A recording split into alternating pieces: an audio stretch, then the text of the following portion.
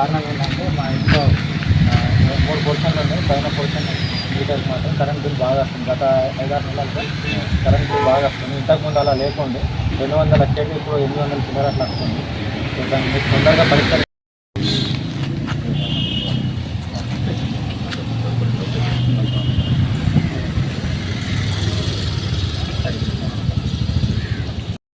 దగ్గర నిల్చోండి.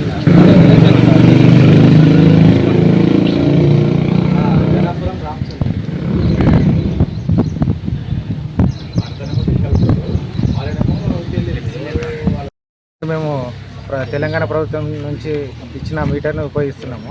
ఇంతకుముందు ఎప్పుడు కూడా ఇలా కరెంట్ బిల్ రాకపోవు. అంటే గత 5 నెలలుగా చాలా ఎక్కువ వస్తుంది కరెంట్ బిల్లు.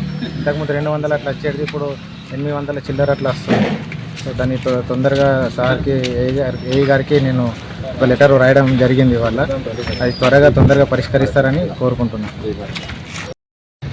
సోమవారం మన రాష్ట్ర వ్యాప్తంగా మా ఎన్పిటిసి సంస్థలు సిఎండి గారి ఆదేశాల మేరకు ప్రతి సోమవారం ప్రజావాణి కార్యక్రమం నిర్వహించున్నారు.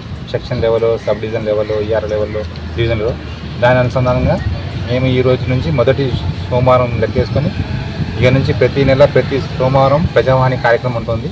దాంట్లో విద్యుత్ వినియోగదారులకు ఏమైనా సమస్యలు ఉంటే అవి నమోదు చేయించుకొని దరఖాస్తు ఇచ్చి వాడికి 99% పరిష్కారం అప్పటికప్పుడు చేయడానికి ప్రయత్నం చేస్తాం.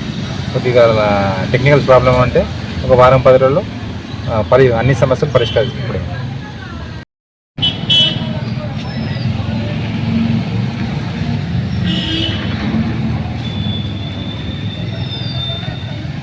వీడియో